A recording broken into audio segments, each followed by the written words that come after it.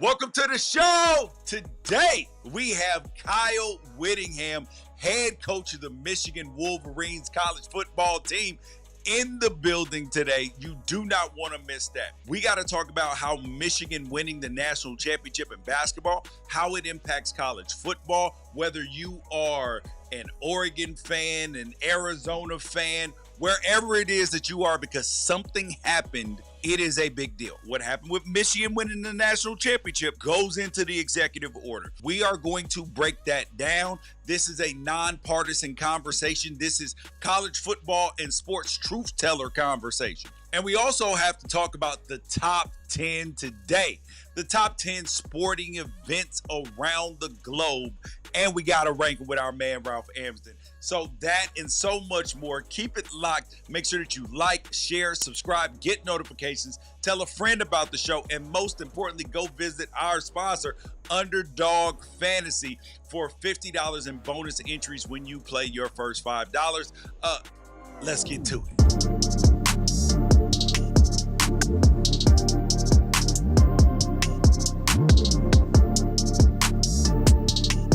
Well, I was on spring break with the kiddos last week. It got me to thinking because I was feeling good, having a great time with them.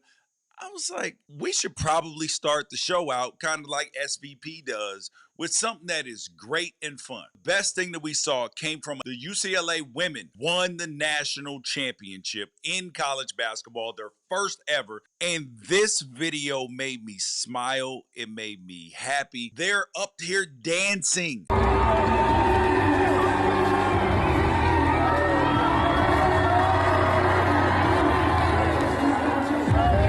After winning, they're doing TikTok dances, and it just reminded me of the joy in sports and the things that we love about sports. Yeah, everybody wants to win a championship and all of that, but it's the joy that it brings you. Man, it was amazing. It made me smile, and I absolutely loved it.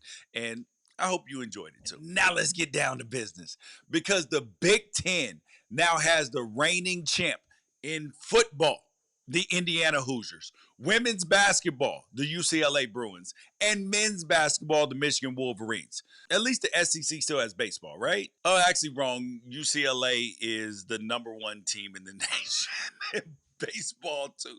Dude, if they sweep baseball, this is going to, SEC people are going to lose it. The people who used to be in power are no longer there. This is the same thing that we love to see, that people actually want to see. The traditional powers, they get thrown away.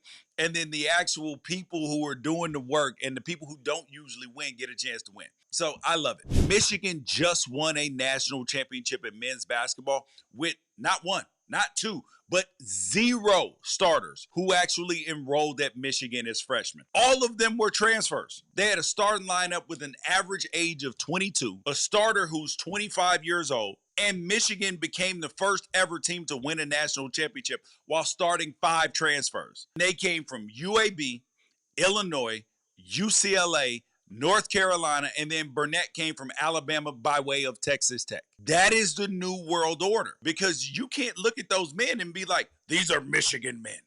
But is Michigan happy that they won a national championship? Hell yeah. So it's like, on one hand, you got the fans who are pumping up and down like, yeah, we just won a national championship. Indiana fans, yeah, we just won a national championship. UCLA women's basketball, their best player, Lauren Best, transferred from Stanford. Yeah, we won a national championship. So which is it? If you're a Michigan guy, do you accept these 5 men as Michigan men? Are they now part of your greats of all time? Think about that. Think about Bo Nix when he was at Oregon.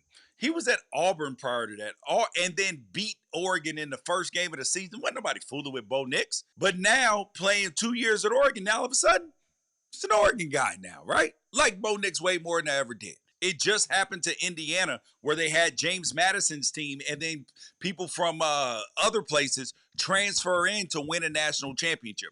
So, yes, they collectively did it under the Indiana umbrella, but how do fans really feel about it?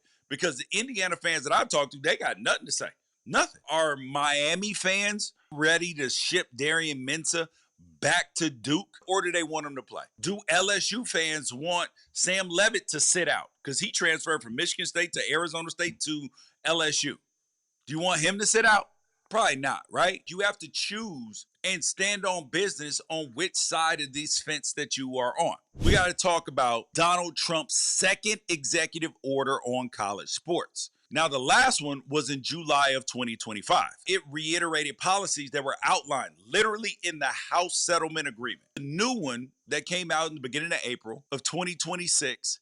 And then you had a lot of college leadership. They're celebrating President Trump's signing of the executive order that will reportedly save college sports. This is the actual truth of what is going on. The president's executive order is supposed, according to the White House, protects college sports by using federal authority to support enforcement of clear, consistent, and fair rules on eligibility, transfers, and compensation, while promoting sustainable revenue sharing and stronger protections for student athletes. This action establishes critical guardrails to stabilize college athletics and protect opportunities across all sports before it's too late. Okay. So the first thing we got to talk about is this.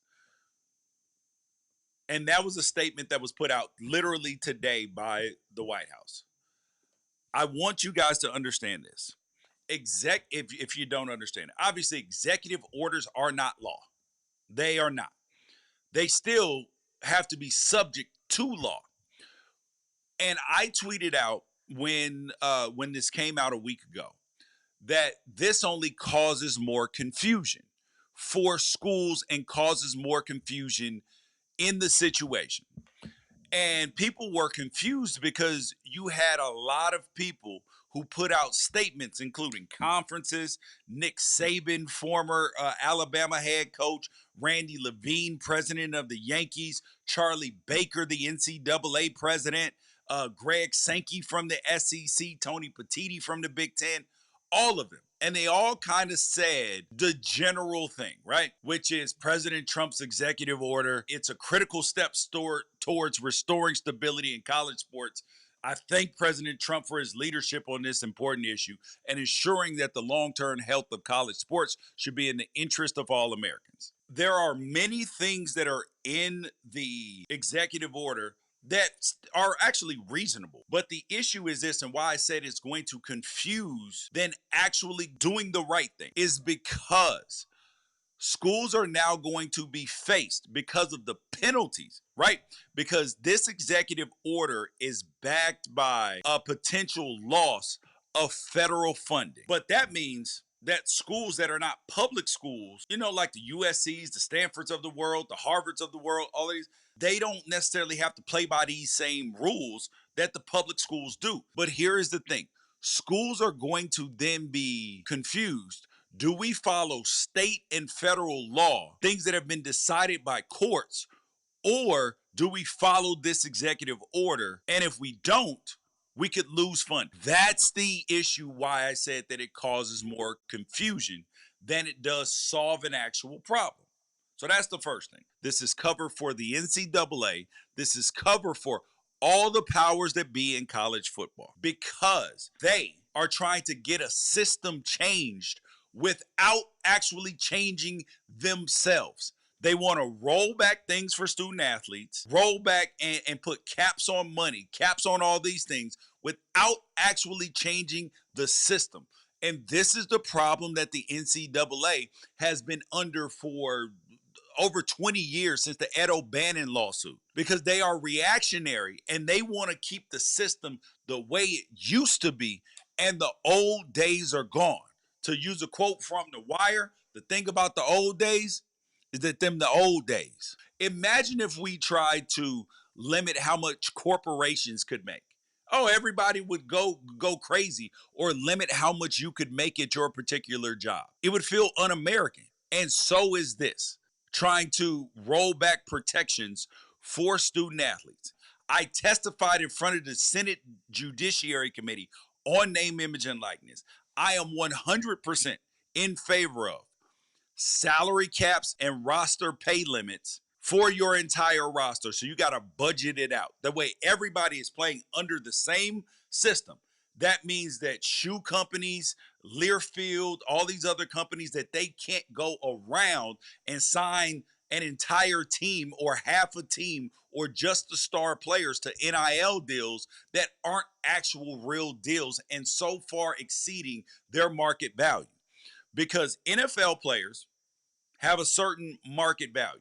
So, but you can't tell me that college football players have significantly more market NIL value, name, image, and likeness value than professionals do. College players have significant pay for play value.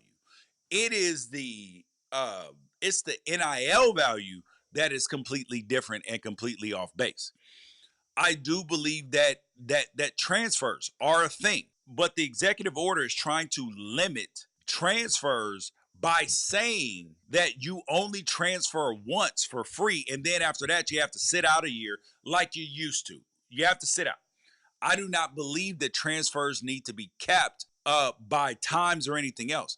It needs to be tied to your contract because this is big business. This is professional business for everybody, even the players. So we have to stop pretending like that sports in college serve any other purpose in college football, college basketball, and even women's basketball outside of making money. That's what their sole purpose is. It's not for the betterment of athletics and their personal growth. No, it is to make money. This is a money-making enterprise. But let's talk about the rest of the things in the executive order. Because number one, they want eligibility caps. That participation in athletics in college should be limited to a 5-year window, with exceptions for military service, missions, or other absences in public interest.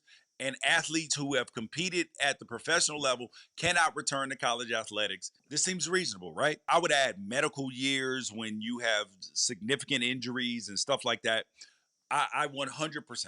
5 years to play five, and not having professional players in college sports makes a lot of sense. And also the reason why that matters too is because if you let professionals, guys who declared for the draft and all that stuff, and go to a league and sign a contract, come back and play, you're actually limiting opportunities for high school athletes. And also, that's not real life and real business. Because when you make a decision to, and granted, there's a lot of players who get bad advice. They go to the league, they declare for the draft, they get, especially in basketball, be second round picks, don't make it in the NBA, then they've tried to or play overseas and they want to come back. Well, that's a consequence of your decision. And it's unfortunate, but that's the reality of the situation.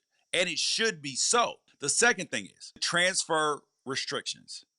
And I already talked about that briefly, is that you get one free transfer, and then a second transfer is only available if the athlete has obtained a 4-year degree or you have to sit out a year. This is rolling things back the old days because it needs to be tied to contracts. And when you are not under contract, you can move, or you have to pay a buyout and you move. Nothing unreasonable there.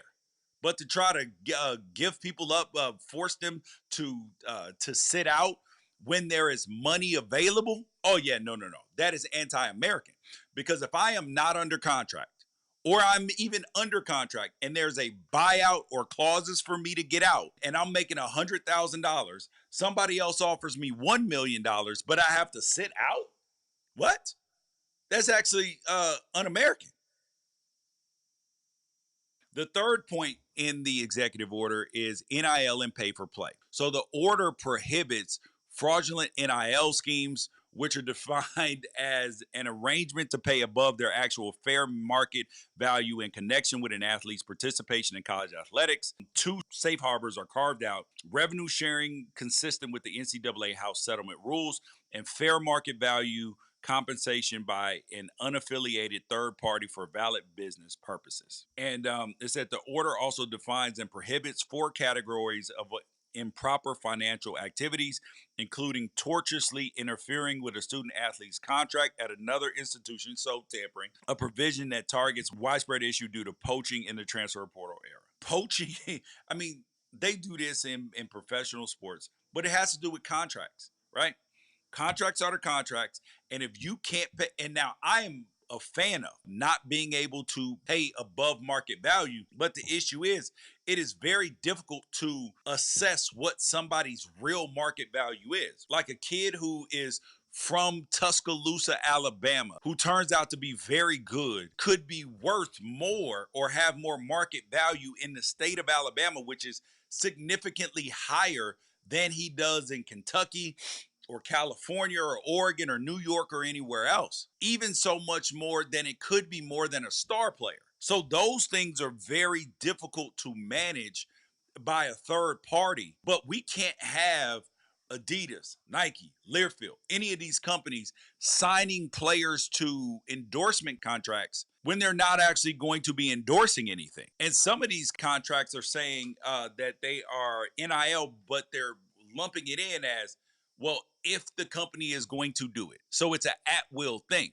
So now players are not receiving money that they are supposed to in contracts. So I do believe that there needs to be some legislation about these things because you have to have broad rules, but most important, you have to have a place for enforcement. So now the next thing in there is women's and Olympic sports protections, revenue sharing.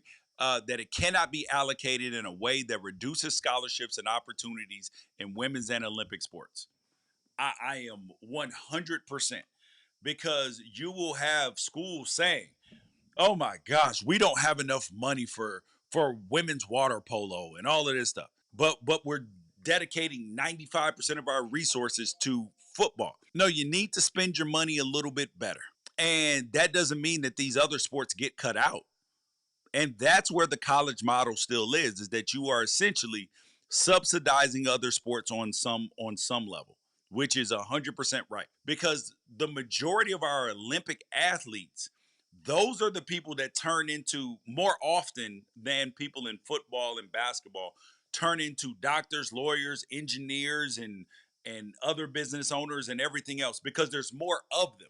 So they get a chance to get a scholarship to go to school where otherwise they wouldn't have been able to pay for college or even get into college or go to college. And now they have an opportunity to do so. So that's why that's important. Next thing is medical care for student athletes. Very important. We have to go through that because that's very important. And then there's agent regulation, which we can all agree with, that there needs to be some sort of, because you have these street agents and all this stuff, and there needs to be some sort of standardized, whether it's test or certification, just like the NBA does. One of the last ones is challenging state NIL laws. It says the Attorney General is directed to bring legal actions to invalidate state laws that conflict with NCAA rules.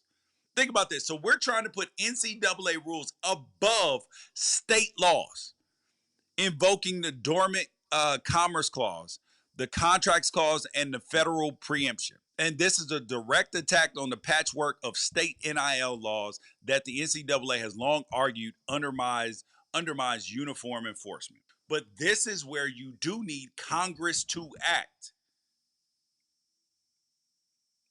What they're asking for is an antitrust agreement. And what they really want is, and this is probably the overarching sentiment of this, is that they want to keep the exact same system in place of hierarchy while at the same time not causing themselves any issue or change. It would be like me going to therapy with my wife and saying, "Hey, wife, you need to do better. You need to do better. You need to change. You need to change." And never looking in the mirror and being like, "I need to change." The overarching answer to this is a collective bargaining agreement. It is difficult because you have so many levels of college sports, but it can be done.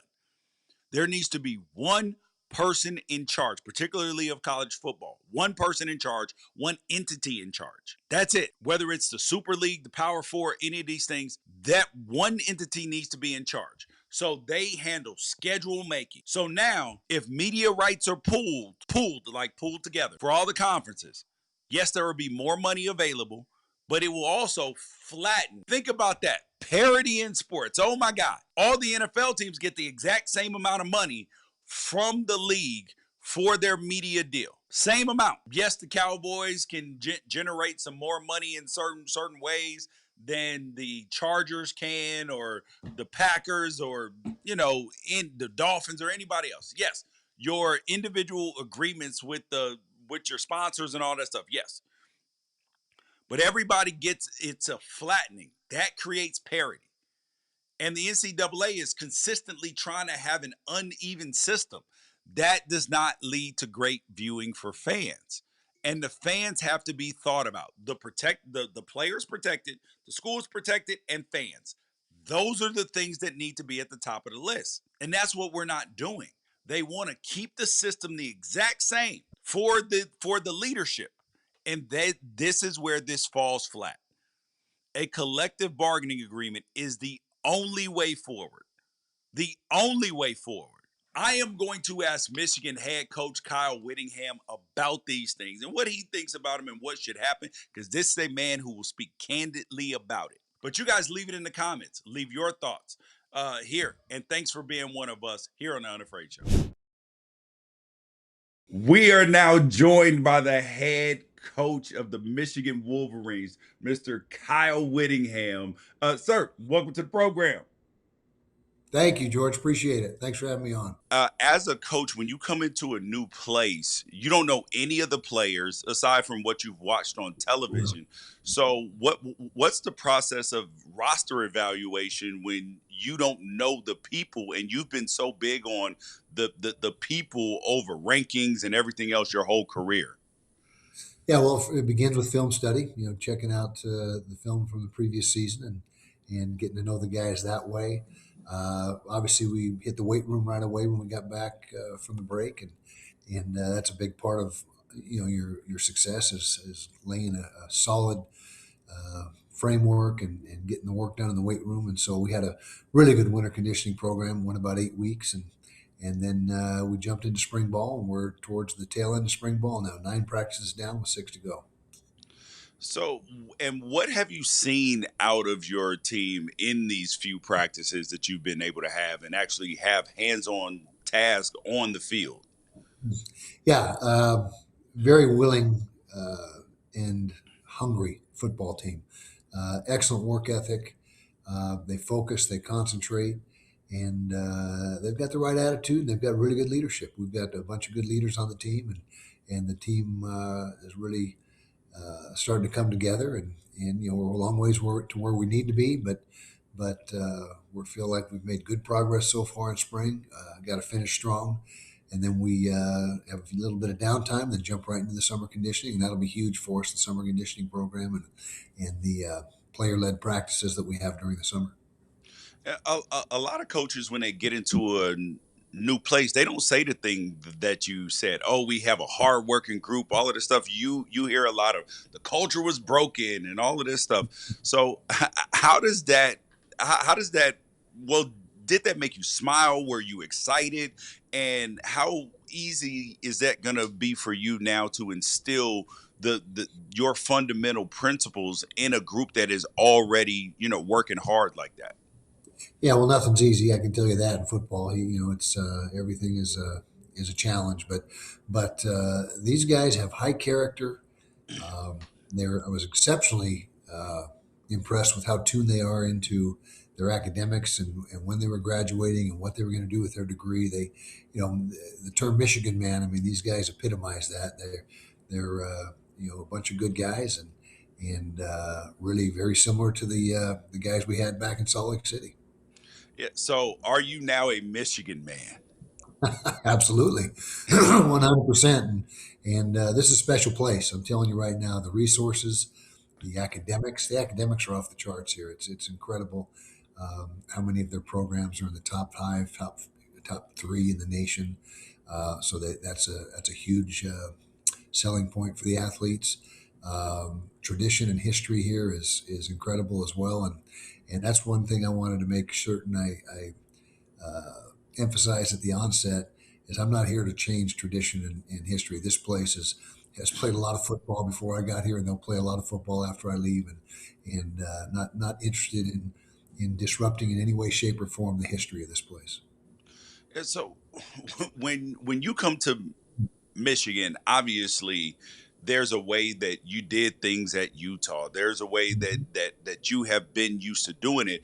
And you didn't care about star ratings and recruiting and all of that stuff. And I've always wondered, man, I think that he's one of the best coaches in the country. I wonder what he would do if he had more access to 4 and 5 star talent. So How does this change your recruiting philosophy? Because logos and resources do change your availability of who you can get in the door.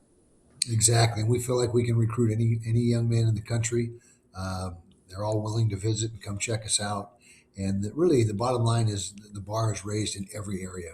When you're at Michigan, the facilities are phenomenal here. The recruiting competition and the level of recruiting is raised, and so it was nothing that surprised us. I mean, we anticipated this, and so far we're off to a pretty good start. We've had a bunch of unofficial visits come through here last 3 or 4 weeks, and players are really excited about what's going on. One of the your top big name players is your quarterback Bryce Underwood. How has the relationship with him been built, and what's the situation with? Is it a quarterback competition? Is it like how are you handling that? Because that's one of the big things going on. Absolutely. Well, first of all, Bryce was the first young man I interviewed back at the Bull site. I sat down with him, his parents, and made sure that we're all on the same page there. He's a tremendous talent. Obviously, he's got every tangible, the height, the size, the arm strength, the mobility, and so just trying to fine tune a few of the mechanics that were a little rough last year. But he is without a doubt one of our team leaders, if not the team leader. We had a vote for captains, early in January, and he was a landslide nominee for one of the offensive captains. So players really embrace him and respect him. He had a pretty tough task last year as an 18-year-old freshman, Yep. being the starting quarterback at the University of Michigan, and really did some good things. I mean, the numbers have to improve. We know that. He knows that, and they will improve. But he is, without question, the number one guy. It's not a quarterback competition. He is QB1 right now, and that's just how we are.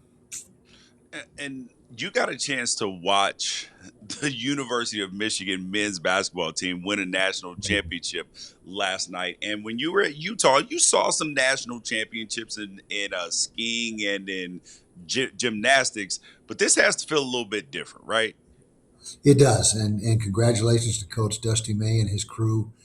What an outstanding year, and just a dominant basketball team, and the way that they played together and performed. I mean, it was really, really impressive, and got to go to a few of the home games here, and actually went to the Final Four game on Saturday, and couldn't be happier or more proud of those guys.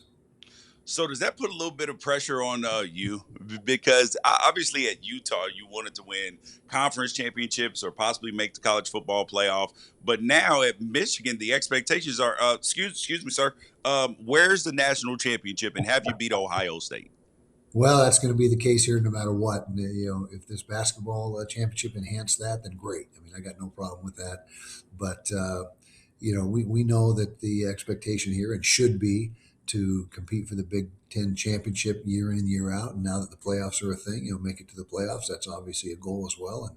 And we're Michigan. It should be. I mean, there's no hiding from that. And there's no trying to lower expectations on my part. I mean, we got to do the best we can each and every year, and that would be competing on a national level. I mean, that's just how it goes here. And when you get to a place like Michigan, obviously the big game against Ohio State is the championship prior to the college football Mhm. playoff. But we've seen new coaches go into places that they weren't around, and it takes them a minute to embrace the culture and the rivalries and all of that stuff. How are you learning about more about this Ohio State rivalry, and and how are you going to embrace the hate when you don't have the time on task that everybody else does? Well, I think everyone in the country knows about the rivalry. You don't have to be a part of it to, just understand the intensity, and you just watch TV, and every single year it's the game of the year. We had a pretty darn good rivalry in Utah. The University of Utah and BYU are a heated rivalry. Now that's more in state, whereas the Michigan Ohio game is definitely a national. Of national interest, and I would say it's got to be the biggest rivalry in the country. I don't know. There's some really good ones out there, but I don't think anybody can surpass what we got going here. Oh yeah, it's definitely tough. So what are your goals for year one at Michigan? Because you look at your schedule and it's just Oklahoma, then big names in the Big Ten, Big Ten. What's realistic for you guys, and what are you talking to the team about? Well, we want to win a Big Ten championship. I mean, that's the goal, and I think that, like I mentioned earlier, that should be the goal at Michigan. I mean, we've got great resources here. We've got really good players. Um, we got to continue to work on the depth and filling out the bottom half of the roster. But that's why we're here, is to get that done. But if you're at Michigan and you're not playing for the Big Ten championship, then there's something wrong, in my opinion. Yeah, and the last time we had a chance to talk, literally about a year ago, you said that you believe that we were about 5 years or so away from a super conference in college Mhm. football. Do you think we're any closer to that? And how close are we to getting things fixed, in your opinion, about with NIL, the transfer portal, and coaches moving, players moving, and everything else surrounding it? Yeah, well, first of all, I believe we are heading down the road to super conferences and a super league, if you will. And, what that looks like, anybody's best guess. I foresee four conferences geographically, a northwest, a northeast, southwest, southeast. But, conferences that make a little more sense geographically. But I think that is certainly on the horizon. What we're doing now with NIL and with the portal, it's not a sustainable model. It's got to be tweaked. It's got to be, I shouldn't say tweaked, it's got to be overhauled. And I'm, in my own opinion, where we're heading is more of an NFL minor league model, salary cap, the player union, collective bargaining, all that type of thing. I think that's what you're going to see in the next now 4 to 5 years. And I've been a proponent of that for a long time, because I believe that where we're at now, number one, you can't put the toothpaste back in the tube, and also when that college football, especially, it's not looked at as an enterprise, like that Michigan's doing what's best for Michigan, Oregon's doing what's best for Oregon, Alabama's doing what's best for Oregon, I mean for Alabama, and the conferences are acting like individual things, as opposed to the NFL. Everybody is doing what is best for football, Right. and I believe that that's the way to fix college football, and have just one entity governing the whole thing, and then have those conferences that you were talking about. How do you see it playing out? If Yeah. you could just wipe your magic wand and do it. Yeah. Well, as I mentioned, I think we are heading to the super leagues now. That could mean maybe some not so good things for the teams that don't make that cut. Because I would be thinking that the super leagues will only play themselves, and they'll be a Yeah. league of their own, and they won't play any lower level conferences or teams. And so, what damage that could do to the other, 100 or whatever teams that are in the running there, I couldn't tell you. But I just know that the model we have is just not going to be able to continue.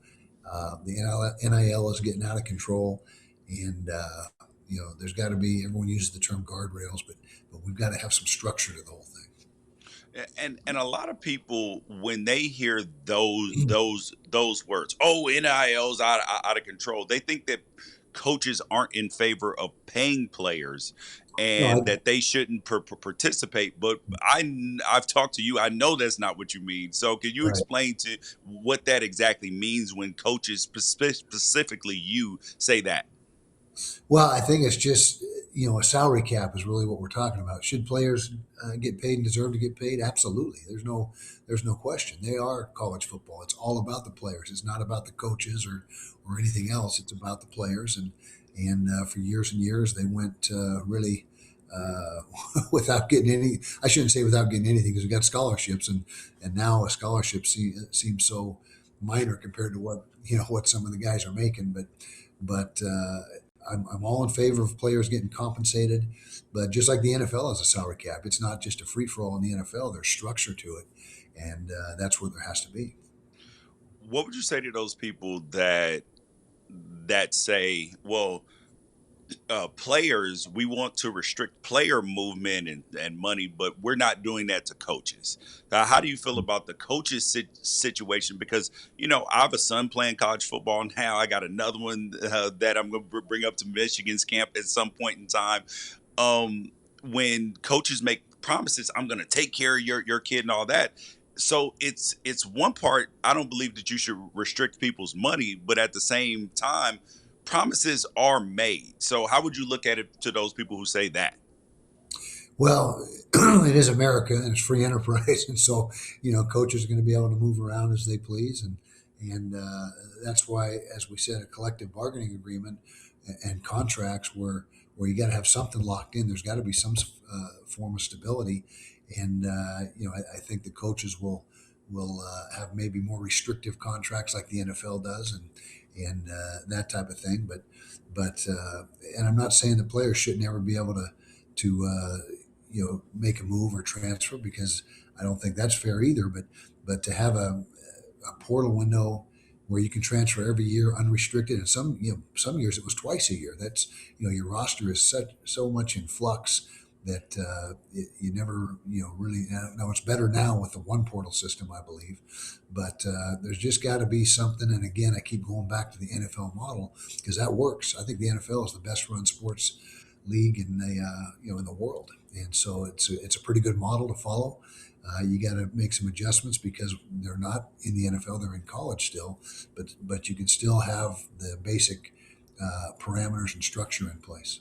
So you're a bunch of practice into spring. Which position groups have stood out the most to you so far in practice? Okay, I would say running backs. We got a really strong running back room. Jordan Marshall is the lead back. He's RB1. Savion Hyder has had a tremendous spring so far. True freshman, just got here a couple months ago out of high school. He's a real promising young player that has a big upside. Wide receiver group, I think, has made strides, and Andrew Marsh is the lead guy there. He's the primary target. Defensive line looks solid. We've got some good players coming back. Looks like we'll have about 8 guys that will be in that rotation. And then the secondary, the starting secondary looks like it's going to be pretty good. We got to get a little more depth there and develop a few more players. But those are probably the high points of the football team right now. How's my guy Cam Brandt doing? Because he played with my son in high school, and I like that kid a lot. Yeah, I do too. And he's doing a great job. And right now he's running with the ones and has had a really solid spring so far. When you were leaving Utah and you were trying to decide, or like the conversations happen, or what about players going to Michigan? How does that work? How does that do the players initiate it? Do the coaches initiate it? Like how does that work? A player leave one place to go to another when a coach leaves. Well, they just have the same freedom as they would if the coach had not left them in the portal. That's why the portal's there. They put their name in the portal and then start shopping around and decide what the best fit is. We ended up recruiting 5 of those young men from Utah that were in the portal, and that's the sequence of events. They go in the portal first, and then you make contact and go from there.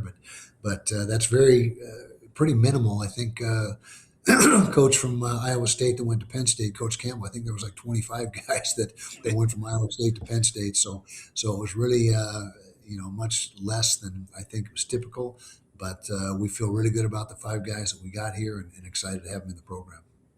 Well, Coach, we are excited to see you this season, and I like you a lot. We will be up there hopefully to get a chance to talk to you and have a great season. Thank you, George. Appreciate you. Make sure that you guys go over to Underdog Fantasy because fast breaks, buzzer beaters, home runs getting robbed, then block parties are inevitable, and Underdog is the best place to get in on all the action. You guys can make 3 to 5 picks and progressively win more based upon how each pick then performs. You can win a little bit on a decent night, and you can win a lot on a great night, up to 250 times your money. Download the app today and use code UNAFRAID and score $50 in bonus entries when you play your first $5. That's promo code Unafraid. Today, I got Shohei Ohtani at the Toronto Blue Jays. 2.5 hits, runs, and RBIs. I'm taking a higher on that. I'm with the Dodgers in my heart. Paul Skeens is on the mound. 6.5 strikeouts today. I don't know about that. I might go with the lower because he got beat up before this season. Well, yeah, early in the season. Jason Tatum against the Charlotte Hornets. Oh, man, they're not trying to win like that. 22.5 points. I'm going to take the higher on that one, too. So, you guys, you know what I'm doing today. So, make sure that you check out Underdog Fantasy, code Unafraid. Now it is top 10 time with my man, Ralph Amsden. And today we have the top 10 sporting events in all the world, in all the land. So, obviously, the Olympics are right around the corner. Ralph, I've just had to secure Olympic tickets to a lot of venues because LA people are allowed to buy up to 12 tickets to different events. These things are highly expensive, they're highly pricey, and yeah, it's proven a little bit difficult to what you can get to, because depending on when you were called and where your place was in line, you may not get gymnastics tickets or swimming and all of this stuff. There are plenty of soccer tickets available though. But let's talk about the top 10 sporting events out in this world. We will start the way we usually do it. I'll go, Ralph will go, I'll go, Ralph go, Ralph go, I'll go until we get to number 10. Ralph, I will. No, go on, go on. I will let you go. No, you can go first. I feel like 1-1 is obvious, but I'll be here to steal if you don't take it. All right. So for me, numero uno, number one for me, Ralph, because I want to steal this the way you don't get it, is the Olympics. The Olympics. It is the greatest event that there is. It only comes up once every 4 years. You can go Summer Olympics, Winter Olympics. I don't even care. I didn't think it was fair to separate them. It's once every 4 years. You have to show up with your best. That means you have to be born in the right year. So there's luck involved for you to be a medalist. You have to be obviously born with elite skills. You have to have proper training. You can't get hurt in the wrong year. So much has to go right that it is by far, and it's the most watched and the biggest spectacle in the world. I win already. So I'll give you Summer Olympics is my 1-1, and there's nothing close to it. Winter's not even in my top 10. I don't really care. It's harder to watch. Summer, is kind of downtime for a lot of different sports. Only really baseball is competing. So anybody who kid is like a hero for the rest of my life. I luckily old enough to remember like the dream team in basketball, love the boxing, love the wrestling. There's not a lot that's better than swimming and gymnastics. It's all great. And Summer Olympics would have been my 1-1. So you got me there. I'm my first overall, which is I guess number 2 for the purposes of this list, is something that I'm brand new to. Brand new. I have family members who've been trying to get me into this sport forever. Oh, it's got to be Still soccer. not fully into the sport. No, actually, still not fully into the sport. But this particular event is probably my favorite event to watch, follow along with, and we're in the middle of it right now. It's Masters Week, baby. I love the Masters. Really? I I grew up with that being really the only golf that I ever watched. Um, and again, being lucky enough to be same age as like Tiger, as he was in his prime and everything like that, and Phil Mickelson being an ASU guy, um, and so that was really the only golf I ever paid attention to. But recently started like planning like to watch the Masters for several days in a row. The way that it's broadcast, um, the reverence for it, the skill, the pressure. it's super, super cool. Oh, and when you're announcing it, there are certain terms that you are not allowed to use. Like there's a whole mystique around it. I'm actually okay with the Masters being at number 2, even though it is an annual event. Um, Yeah, all and right, I'm not a big golf guy, so yeah, it's but good. the Masters is always fun, and it's usually intriguing. It's given us, like Tiger with the ball rolling over. It's given us some great shots. People have melted down under the pressure. Okay, I will accept. I would have probably put the U.S. Open over it in terms of like competitive golf tournaments, but yeah, but the Masters is amazing. Always gives us moments.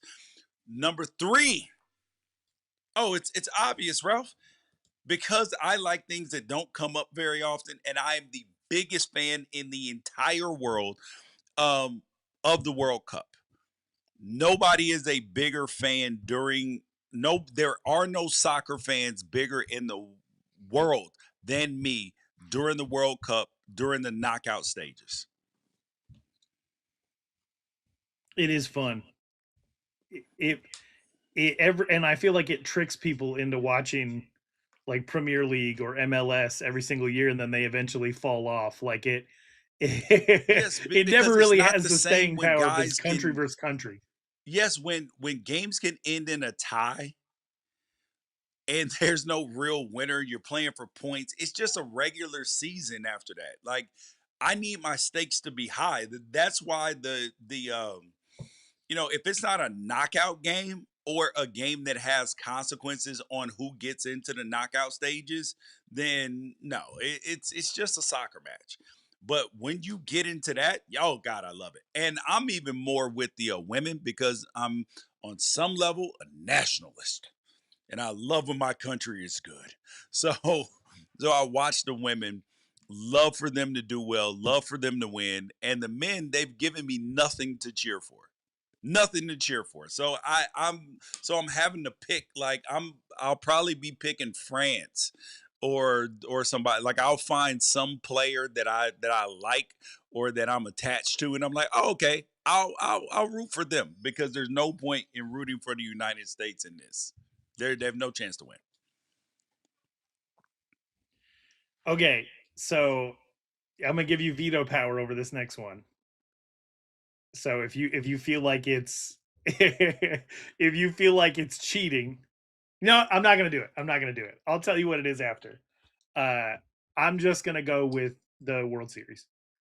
World Series to me is there's nothing like playoff baseball. It's not always representative of the regular season, which is why the Dodgers don't have 15 straight World Series. Thank God.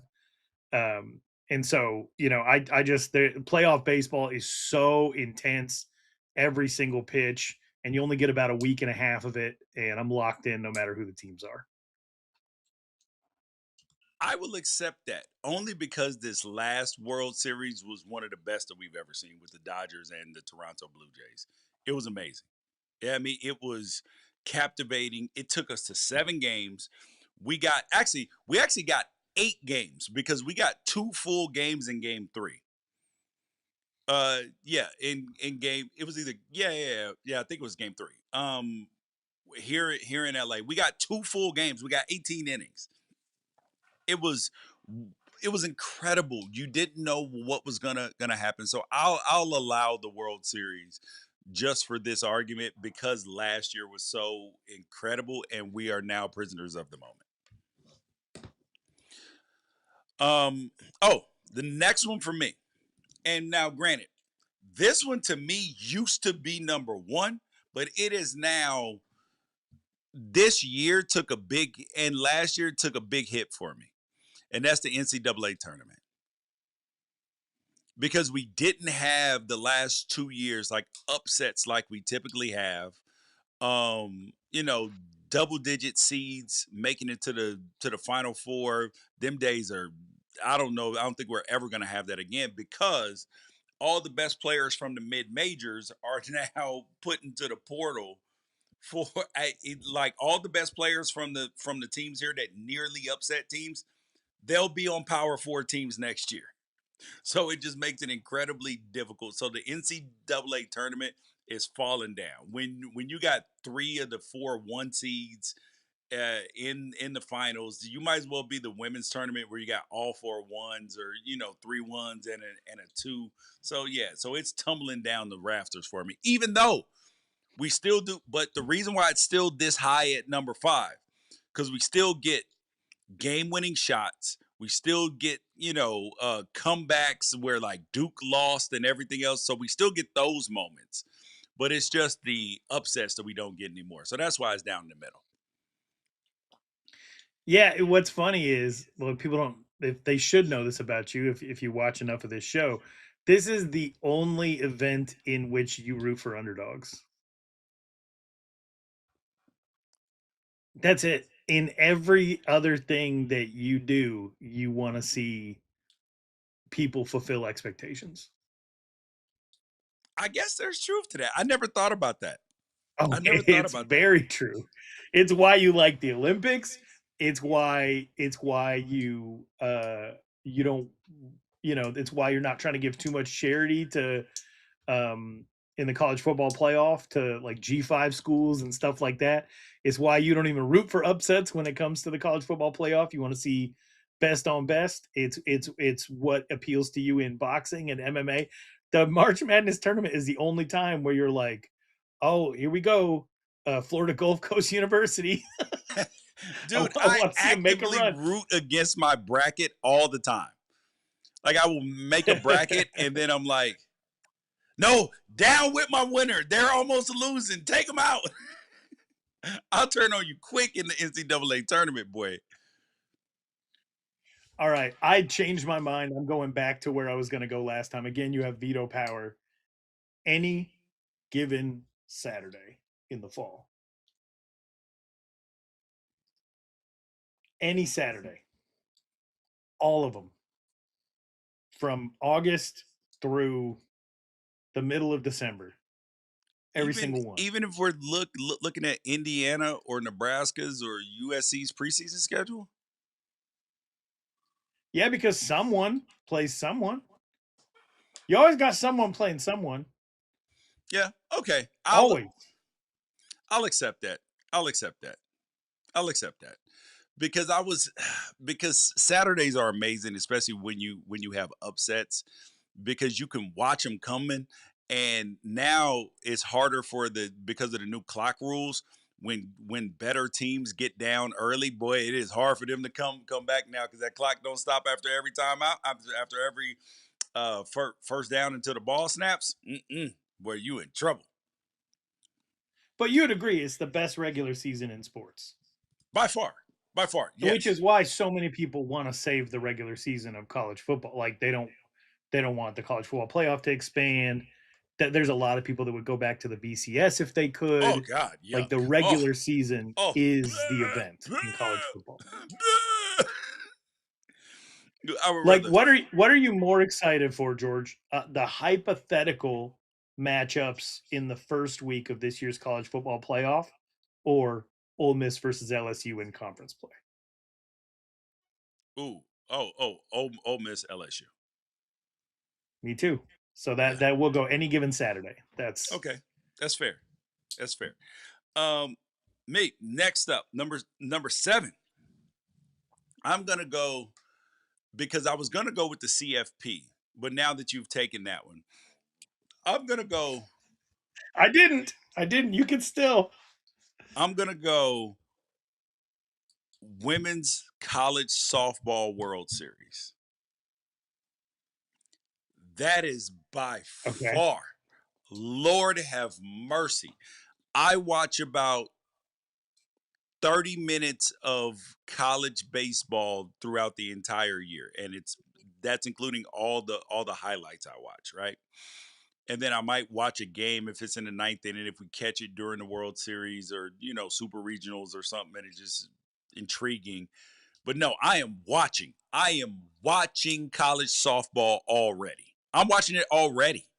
So when the playoffs come, I am, when they get to regionals, super regionals, I am in. I am 100% locked in from the word go. And it is because the game is so fun, it's so fast, and you kind of know who's going to win, but you don't at the same time because there are so many upsets because people don't pitch well, people hit home runs, and all that. It is the game is just so incredible. I love women's softball. Okay, that's a good one. I'm gonna go NFL draft. Ooh, okay, that is. I got to give you one, Ralph. That is a damn. Now The here's a NFL guy. draft should probably be higher on this list. Like there are no games being played, but everybody's keeping score, but nobody actually Mm. knows who wins. You just get to argue about who won, and then you don't find out until like 5 years later who actually won. And then 10 years, and And then some of the greatest stuff of all time happens at the NFL draft. Some Mel of the Kiper greatest with things that have Shador ever last happened. year. Oh, yeah. Oh, Mel Kiper and Shador, Minnesota Vikings not turning in their card. It's the funniest thing in the world. The Laramie Tunsil gas mask. bro, the booing a dude who turns into be a Hall of Fame player. Bro, it is incredible. It never lets you down, ever. Eli Manning holding up a Chargers jersey. Yes. Oh, I love it. It's my And then favorite. somebody They ruined it. inevitably, they draft in the first round somebody at your position at, like the Falcons signing signing Kirk Cousins and drafting Michael Penix. Like, Oh yeah, I mean, like everybody knows where they were when they heard Michael Penix's name get called. You're like, what?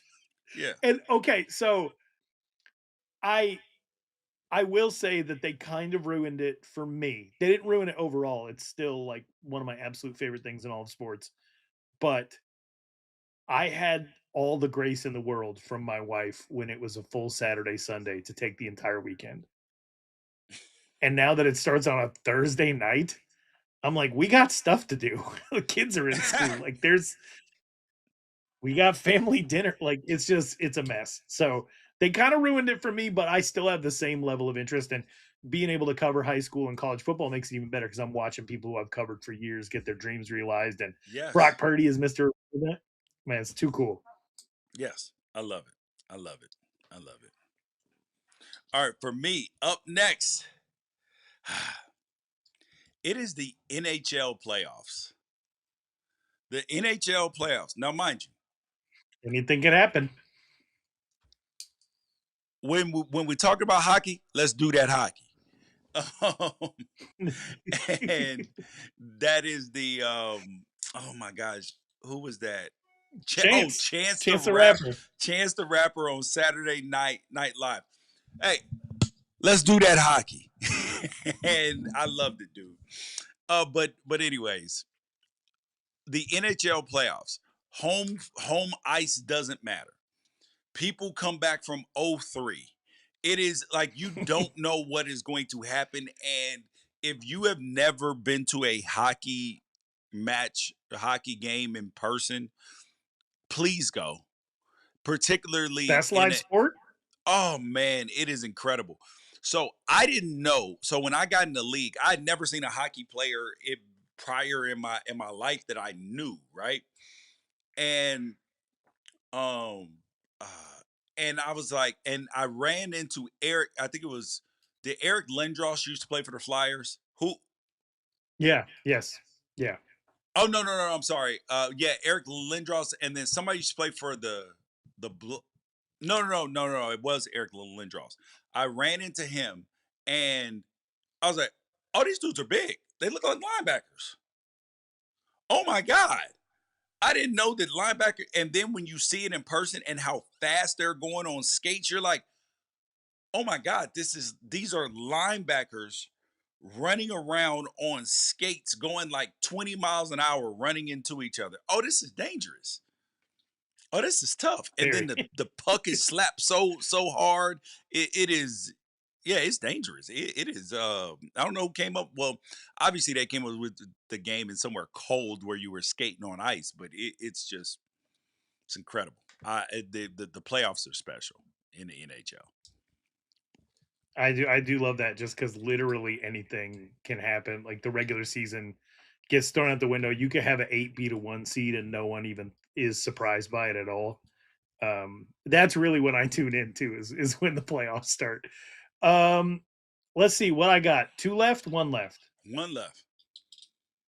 1 left. Ooh, then I'm gonna have to go. I'm gonna have to rep where I'm from.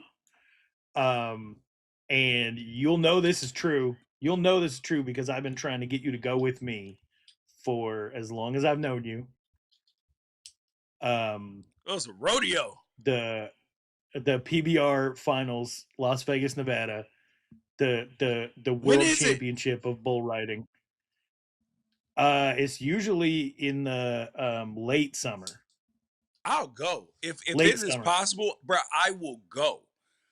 I dude, I've been to Bill Pickett's rodeo, which is the black rodeo.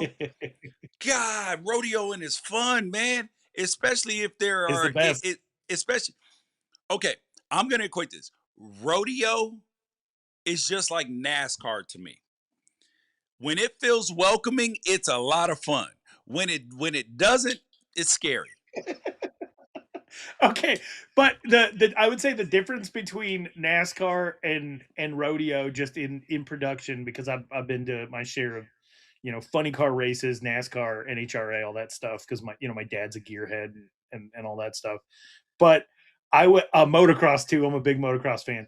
But when it comes to rodeo, it's like it's like scrolling on your phone. It's like scrolling TikTok. Like it gives you something different every few minutes. So you can see somebody get kicked in the face by a bull. 5 seconds later, you're watching barrel races. 5 seconds later, you're watching Indian relay races. Like they're just giving you all the bucking Broncos or whatever it is. Yeah. It gives you all these different events. But I go to my hometown every year, every single year. I'm doing it again this year, going back to Wyoming, second weekend of July for the rodeo that takes place in my hometown. I don't pay attention to rodeo any other time of year outside of like the PBR finals. But I always make it a point to go back home to Wyoming and do rodeo in person. See, I love it. I love it. But I do have an honorable mention though. Okay. It is the World Championships for oh my gosh. Oh, my honorable mention. The World Championships for Monster Jam. We have been twice. Yes. Bro, it is so much fun. The kids love it. And like I said, just like with NASCAR and with rodeo, when it is welcoming, it is fun. And I've been Who's nothing your but uh, who's your truck? oh, I am oh my gosh. Buffy. Oh my gosh, what is his name? Um I'm gonna find this I know his little monster truck with dance. arms is what I'm googling right now. Best. It's zombie. Yes, Zombie. Okay. And do you know Yeah, with the and arms out in front and the yeah. and do you know why? Why? Because your kids like it. My kids, they like Great Gravedigger, Sparkle Smash, and Son of a Digger. But it feels weird to say Son of a Digger. It's just in like a truck space. It just feels weird. I went with my get this. I went with my dad to the 30th anniversary of Gravedigger celebration in Las Yeah, Vegas, and they took every single Gravedigger truck that they have that like still exists, yeah. and at the very end of the show they ran them all into each other, so they all went to different corners. There was like 6 of them. Oh, They that's all hit dope. ramps, went up in the air and crashed into each other, and the guy Dennis Anderson's son who drives Son of a Digger like broke an arm and a leg in celebration of his dad on the final trick of the night. Great. It was insane. But how many more would we have had to go on this list before we got to Super Bowl? A long time. Like the lead up to the Super Bowl is better than the Super Bowl. I would say NFL wild card round.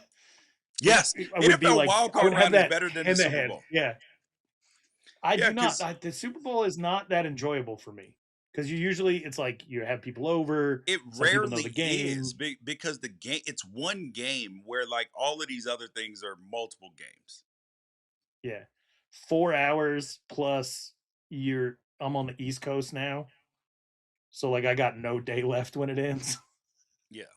It's I don't love the Super Bowl. What about the Natty? Natty's cool, but like again, regular it's kind of like the Super Bowl. It's hit or miss.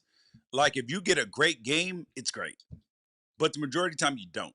So it doesn't matter. I mean, it doesn't matter who's playing. If Alabama's playing, I mean this last one with Miami and Indiana was fairly entertaining, but you get blowouts all the time. So it's just not. It's unreliable. I have a theory that boxing would be like football, like where like because teams are rarely full strength at the end of the year. Yeah. I mean, you know this better than anyone.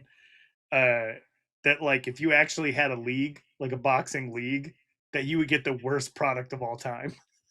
Getting somebody in their like 8th fight in 10 weeks.